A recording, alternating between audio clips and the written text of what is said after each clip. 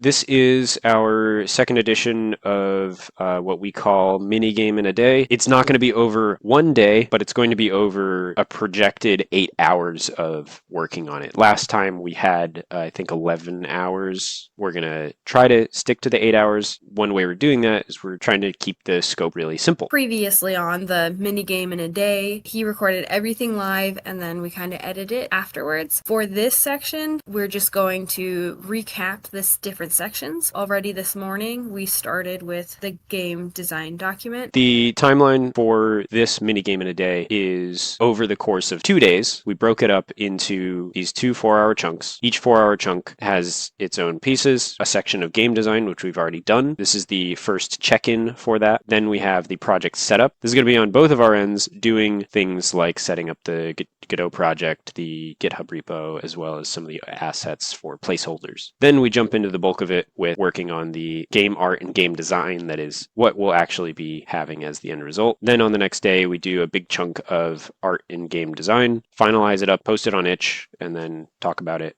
do a retrospective. So to start recapping on the game design section, we brainstormed a little bit. In our Discord, we have kind of a running list of different ideas that might be helpful for the minigame series. We're usually working in the same building, but right now we're separated. So we're just doing as simple as possible for the situation that we're in. So the two topics that we had were either a slot machine and a card game. Then we just decided to go on the slot machine because it just felt easier. On the game design side, the game implementation side, really, I think the hardest parts for me are going to be the repeating scroll of the icons. I'm not entirely sure how I'm going to do that. I have some ideas. We'll see how it plays out. So that's going to be a little bit of exploration as that's implemented, which is kind of the purpose of these things. And then the application of the rule set. So determining what triggers what things to happen. We're going to keep the rule set really simple, as you'll see. Are there any art things that you think will be challenging? Not having enough structure, but having too much rigid structure to abide by. Being open to, as the game develops, the assets might need to change slightly. We have gotten better at that. The theme of this is just a simple slot machine. Probably gonna be, I feel like, flat.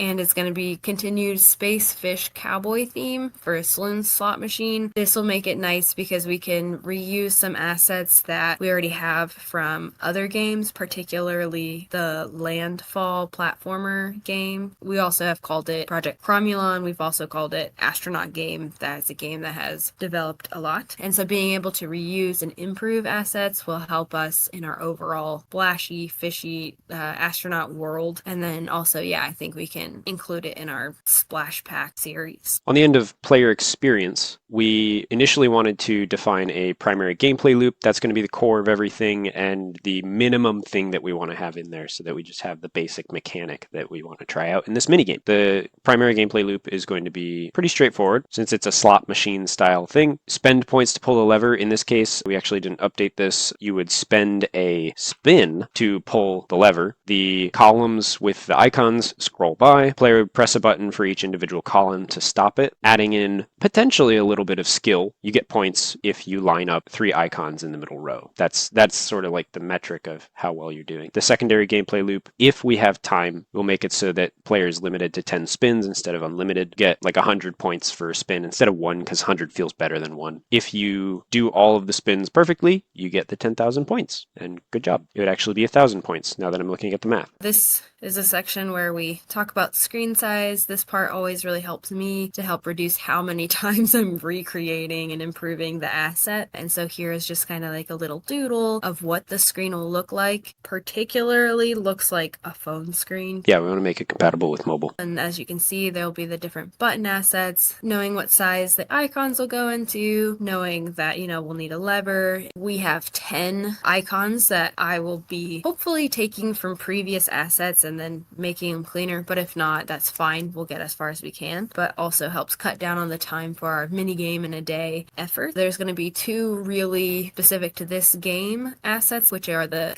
stop buttons underneath of the scrolling icons, and then the lever animation. It's going to have to be completely unique to this. Additionally, we're going to try out some particle effects. That's less on like the art side of things. May get input from the art side on what looks good, but particle effects are mostly on the implementation side since Godot has a whole particle effects system set up in it. Then we have a score tracker and a way to track spins left if we end up doing the limited spins per game. Also, if we end up doing that secondary gameplay loop, we want to put the end game screen in that says how many points you earned, as well as give you the option to try again. So we created this game design document. Now we are recapping it, and then we're going to do the project setup. We're going to recap that, and so we'll see you after the project setup. So yeah, we have begun part 1 of making the minigame in technically a day of work over 2 days. Part 1 here starts with project setup. Project setup we allocated a half an hour for. Took us 33 minutes. 3 minutes over. Just had some logistical things we had to figure out near the end just to make sure we both had everything that each other did. Should be a lot easier going forward. I worked on the GitHub side, got that all set up in GitHub so that we have the repo all set up and ready to go. You just saw it update there. We use GitHub to make sure that we can share work between each of our computers. In this case, we are in physically different locations. It's especially helpful because we can't just be right there like we usually are and give each other what we did. At the same time, set up the Godot project locally as well as in the GitHub repo by configuring the project settings so we have our windows and everything set up, as well as the skeleton of the playground, which is the main game scene that we'll be using. Just pull it up here really quick. Here's the playground. Have a few different layers of things so that we have spots for all of the stuff to go in for the slots and all the assets there. The project settings also detail the end result is a blank screen that shows up in 1280 by 720 that is a scaled up version of 640 by 360. That's the canvas we'll be working with. So I primarily work through GIMP,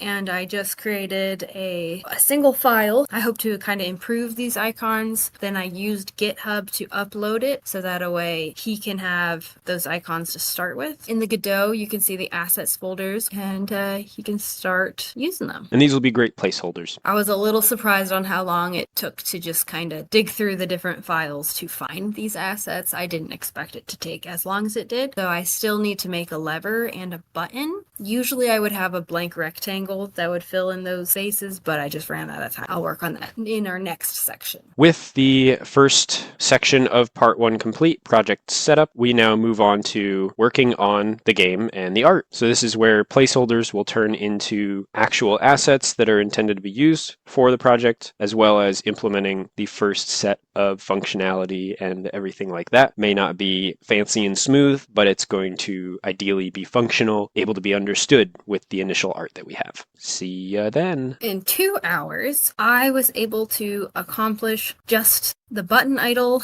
and the button pressed frames. I was hoping to have more frames with them, but this is what I ended up with. I first went around and looked for some inspiration. These jelly type characters is something that I keep falling back to. It's like an art style that I apparently want to explore more. And I found this jelly slime idle animation by Deathface1221.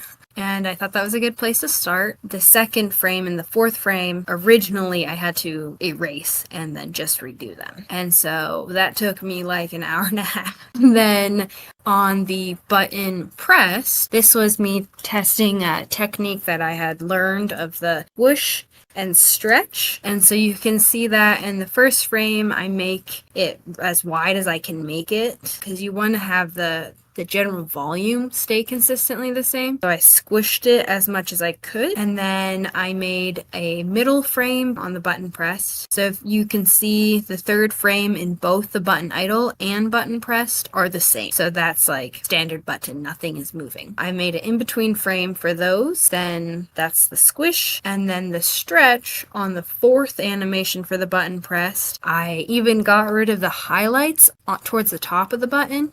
So there's no line. Yeah. I didn't actually notice that before. There's no highlighting line. So it actually goes up and flexes back down. So squish and stretch was my trying to understand this technique, but I would like to have had more frames. But I think it looks as good as, within the time constraints. Yeah, and that's the big thing for the mini games that we do is we give ourselves time constraints so that we can do good enough and then expand on things later if we want to, right? So on my end, pretty straightforward explanation here. It was a couple hours of work. So I got spinners. They start spinning when you load the game, and then you can press the buttons to stop those spinners, and they will will line up with a thing on the center bit. So there's a little bit of placeholder stuff going on right now, but we'll tidy that up at another point in development. I can give a little demo of all of our stuff put together. You see here, playground, there's like placeholder stuff. The spinners are actually a combination of icons and Node 2Ds all in a parallax layer. So I don't know if it's the right way to do it, but it's the way I do it. Seems to work. Putting together a parallax layer with buttons so that those buttons scroll down and then just jump back up to the top with a level of repetition. An interesting thing I did here was I made the parallax layer a child of this background sprite. That allowed me to set this property, I guess, this property of clip children, so that all of the children will not display outside of that background sprite's area.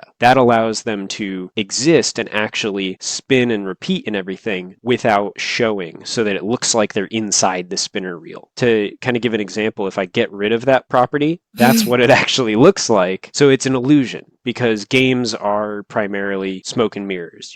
That's what you're doing in game design, smoke and mirrors. So that was a really cool part of it that I appreciated when I did it. I thought it was a neat way to do it. Then with the buttons, I added in the animations and everything so that you can click them and stop the spinners. All of this will be in source code in GitHub, so if you want to dive in even deeper, you can read the source code, try it out for yourselves. To get on with the demo, I'll hit play here, and everything starts spinning automatically. We preloaded all of the icons in there, so they don't show in the game preview, but they do show up as the right icons here. And you'll see that idle animation she was talking about, and when you press it, it goes, it smushes. And then you can see it's not moving here, so it's not one that you can actually press to stop things.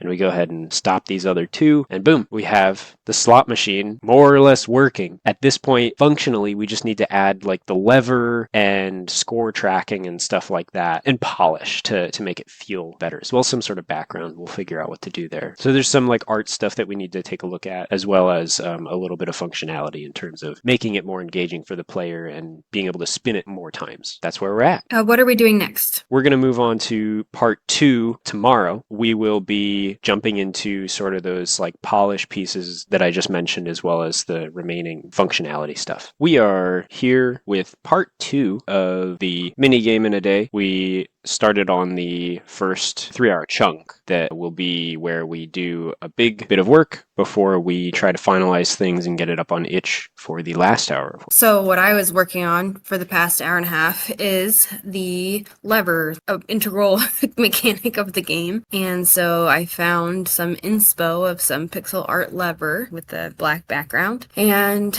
in GIMP, I created my own version along those kind of guidelines. I was happier with this because I was able to make it more or less the amount of frames that I wanted it to be. That's, with these shorter projects, it's hard to get in really nice, smooth animations, but trying to get better at it in a shorter amount of time is one of our goals. So here you can see on the inspo versus what I did was an art stop motion thing called slow, fast, slow. In the inspo, they have a mechanical, more robotic, right? So it's up, center, down. It's just these 3 things, and it's very mechanical. I mean, it is a mechanical lever, but in mine, I have slow, so the first 2 frames are much closer in space, and then the middle frame is fast. It covers a vast chunk of space, still going to fast to the next frame, and then the last 2 again are slow. So it's slow, fast, slow, which helps to make it more of like an organic, kind of like more of a springy feel to it is the hopes, but that is the kind of art style or theory I chose to apply to this challenge. And then the other thing that I worked on for the levers, I was trying to make it more exciting by making it more shiny. So a difficult part that actually took me way longer than I expected was to get more of like the right colors. I was kind of doing more of a pastel-y color and it just wasn't quite looking right. So making sure that that brass or kind of gold color with the highlights, it looks like brass, and then that red is like a tantalizing touch me red, was also it's just kind of hard. When I was doing it, I could see, that's not quite right, but like trying to figure out how to make it right just kind of took a longer time. But once I figured out those colors, it was pretty easy to make the frames. I started implementing the system for keeping track of score. So in order to do that, we need to be able to stop each spinner individually, which we had done before, and then be able to determine if the right icons are lining up. So we're just going to give the player score if they line 3 icons in a row up. That ended up working out fine. There was a little bit of a weirdness with some like just barely off positioning with the parallax stuff, so I just ended up rounding things and just saying good enough on that. In addition to being able to hit the button and if things line up, the score updates, implementing the lever that she added in for the art asset. So when you click the lever, it will pull it and it will stay down until you lock all 3 rows and it determines if you scored or not, and then it'll go back up. Demo here, everything starts still. So now I'm going to show you lining everything up, at least my best attempt at it. So we'll see how this goes.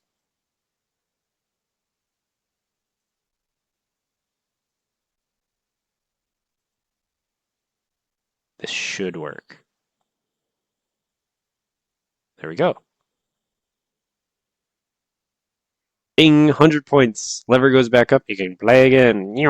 A demo of the functionality at this point. This is actually, functionally, we have the primary gameplay loop. We said spin, spin to pull lever, so we actually don't have the spins implemented. So that's the only thing left for the primary gameplay loop is remaining spins. Actually, that isn't part of the primary loop because adding in spins that you have to spend is part of the secondary gameplay loop. Adjusting these things here. Pull the lever, the columns scroll by. Press the button for the individual columns to stop them, get points from the middle line 3 in a row. So we have the primary gameplay loop implemented. The next hour and a half is going to be just another chunk of work. And what I plan to do over that hour and a half is just cleaning up some of the assets, making the icons, making them centered, and then just more fitting to this. So here in the icons, like some of them are placeholders. For example, the most obvious is the cowboy hat. I just have the full splorsh fish man there, but I need to isolate the cowboy hat, make it bigger and centered. I'm not sure how much I'm going to be able to improve these assets. I don't think there's going to be enough time, but just kind of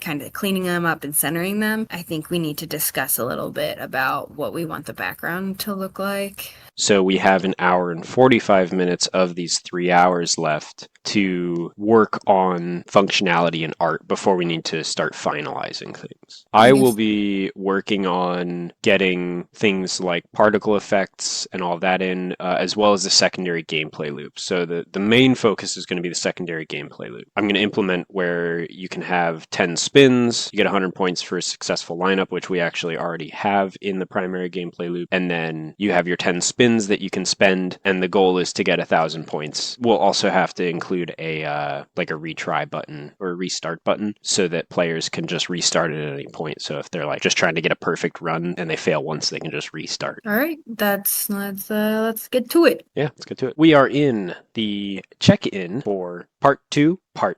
This is the second portion of part 2. We split it up into 2 pieces. We just did a little bit earlier and then we came back to it later in the day. We worked for hour 45. That rounds us out to 3 hours. Off camera, we talked about what do we want the background to look like, since it was kind of like this gray background. It's fine, but less exciting. Backgrounds are kind of something that I struggle with a lot, but we discussed the idea of like a wooden style arcade cabinet, and I ended up coming up with this here kind of 3-panel. Yeah, so I try to make it a little bit wooden. Maybe if I had more time, I'd have more planks within each section. And then I was able to update some of the icons, particularly the splorsh face icon. The thermal vent, I just cleaned it up. There was some weird steam. The saw icon, I made it much bigger and centered. The cactus, bigger and centered. The snail, I made it slightly bigger, centered, and I cleaned up to make it more detailed. the cowboy hat, I got rid of Blorsh's face and just made it actually the hat. The jellyfish I also made bigger in center. Then I made this title card that hasn't been implemented yet, but just kind of a nice addition since we weren't really planning on doing that. I implemented the secondary gameplay loop since we had the primary gameplay loop figured out and implemented in the last part of part 2. The player would have 10 spins, get 100 points for successful lineup, and then try to get to 1,000 points, which is a perfect run. You'll see this test image here. I set it to 1 spin maximum, so I could easily hit the perfect score. You have a little surprise confetti at the end if you manage to get a perfect score. Otherwise, there's some pretty cool aspects to it that I will want to show off and do a little demo. So adding in the spin countdown as well as a reset button. So like you can pull the lever and it'll go and you can hit reset to send it back to just the beginning. So let's go ahead and pull the lever, do my best to hit a perfect 1 spin. You see those particle effects at the bottom as they slow down. It was really fun to add those in. Oh, okay, we're lining up. And I think we did it.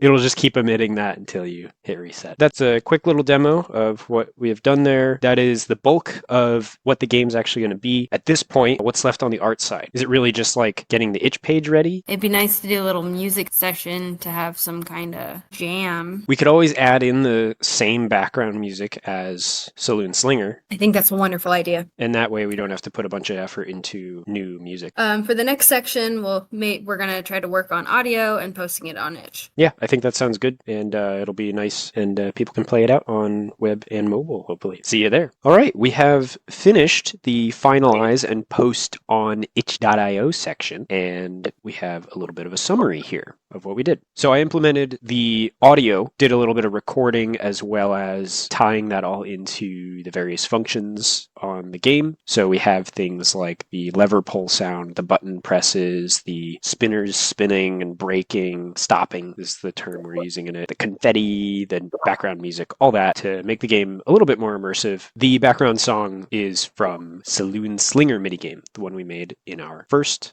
session that we did last month. This is our splashyink.itch.io page, and you can see this thumbnail that I put together just reusing different assets. And then when you go to that page, I also copied and pasted and made the banner up top where it says Saloon Slots. Usually it doesn't say anything. And then the background, that kind of like wood texture, I copied and pasted and just made sure that the different assets are compatible with the colors of the background, so that way it kind of feels more like one page. And then I elected to use that blue from the squishy push button as the highlightable things. I also just added some images of the assets on the right for the wheels. So we'll go ahead and demo the version that is in the web. So it's up here on itch.io. The backgrounds come together really nicely.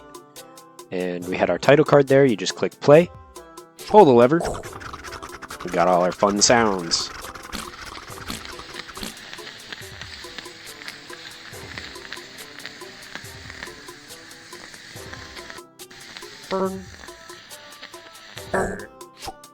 So if you miss, you get that sound, but we'll go ahead and try and get a good hit here. I think we might hit it this time. There we are. Ding, ding. So we got a little bit of a score there, and then it'll count down to 0 spins. And if you get the perfect score, you get that nice confetti at the end. You can hit reset here to set it all back to the beginning so that you can try to get that perfect score. So we can reach more people. One of the things we've been doing is making our games phone compatible version, and you just do it, and it's just a touch screen. I think we can go into the retrospective. Yeah, I'm ready to start talking retrospective. Yeah, I mean, let's just talk about the timeline and see how we feel about the time limit. I think we need more time. I feel like it's a little too crunchy. I think for the scope that we did, we had a good amount of time. I think it was a pretty accurate estimate of time, or accurate representation of like scope versus time. I think we did a lot better job figuring out what was possible in the amount of time that we gave ourselves. I'm not opposed to more time because that lets us do larger scope things. I think primarily we just need like 1 or 2 more hours for the finalize and post, because I think that's where the crunch comes down to. It would be nice to expand our game creation process to include something, if we have like bones, to be like, we are going to need a title screen and we need a pause menu, and just like a list of what every game needs would help to, I think, manage things a little bit better instead of having this awkward crunch at the end of like, well, what do I do now? Yeah, like parts of the scope that are specifically for that section. Yes, Yeah, yes. and recording the mini games as a watch us sprint and make something so that people can kind of understand, like, oh, yeah, you can sit down and make a game in a day. Do we feel like we have accomplished what we were trying to accomplish? I think we hit it really nicely. I think we accomplished pretty much everything we wrote here. We got the primary gameplay loop, the secondary gameplay loop in. You know, it is a very simple game. Implementation was also very simple. Yeah, the themes, the gameplay loops, and the screen is almost identical to what we had mocked up, and it worked out really well. The thing that I was really surprised about is how quickly it seemed to come together. After that first hour, I felt like you could just see the game, like it was pretty much there. So that was awesome that we could do that. Yeah, and building on that, I think it's really important to think about developing these mini games in stages. So we basically have a functional prototype stage that happens within the first 1 to 3 hours, ideally 1 to 2 hours, so that we know, okay, we're going the right direction. Instead of focusing on like the finer details first, it's sort of that analogy or metaphor. Always forget the difference there. If you want to fill a jar with as many rocks as possible, you put the bigger ones in first and progressively get smaller to fill in those smaller gaps, and eventually you're sprinkling sand in there and you can fill the whole jar up. Or you can put more stuff in the jar. Whereas if you put the sand and the small rocks in first, you can't get the big ones in there. I think for this project, I didn't find anything extra hard. I think this mini game was a great estimate of like understanding what we were capable of. I think we sat there and we said, okay, what are things that we think we can execute in this time frame without too many unknowns? I did have the unknown of like how the spinning and all that would work, and implemented a few things that weren't exactly the way that I had wanted to implement them, but they work well enough. And that's also something to keep in mind, is like, rather than trying to do it the perfect way, because that would have made it difficult to do it the perfect way, I did it the good enough way, which made it so that it took less time but accomplished the same goal for the scope of what we're doing. For me, I encountered something very similar, primarily when it comes to that one, the squishy buttons. Having done a handful of video games now and like art for them, I have learned new skills I really want to implement and I kind of talked about, but like not having the time, it was like a little hard, because it's like, oh, I would have loved to have this been 8 frames or 12 frames, but because of the scope, like just had to make it good enough while still trying to implement the different techniques that I've learned over the past previous games. There is an improvement in this one versus some of the previous prototypes that have been made. Yeah, and I think that that's really good to note for how this played out, because like this section that was 2 hours was basically just the button, right? That was And really hard. but it shows how much work needs to go into an original asset, because this was completely from scratch, right? Yeah. But also like being able to make sure you give yourself that time to do the original assets, because the button is really nice. Pushing that button feels really good, and so it shows that the time put into that work is worth it. Yeah, so we were kind of joking about this earlier, but I think since the game is very, very simple, one of our unlisted goals are making the very simple things satisfying. Like it's literally pushing a button and pulling a lever, but like it feels good. So Yeah, and I think that's something that also speaks to our game design philosophy that we try to do. We say, okay, we have our primary gameplay loop, and we want to make it so that the player doesn't want to stop doing the primary gameplay loop. They just want to keep doing what the primary gameplay loop does, and that is make pulling the lever really satisfying. Make it satisfying to watch the columns scroll by, and then make it really satisfying to press the button. You see how it is really satisfying to do that. The lever's got a good animation. It makes nice sounds. The things spinning by is like, whoa, that's crazy. And then the final, like, kind of like climactic point of all of it is pushing the button that just goes and it makes that like and it's cool. Like it's satisfying. So, I mean, that is our mini game for Saloon slots. And I mean, I'm having a really good time doing the mini game. So I can't wait to see what we do next month. Yeah. Oh, play it on itch.io and tell us what you think.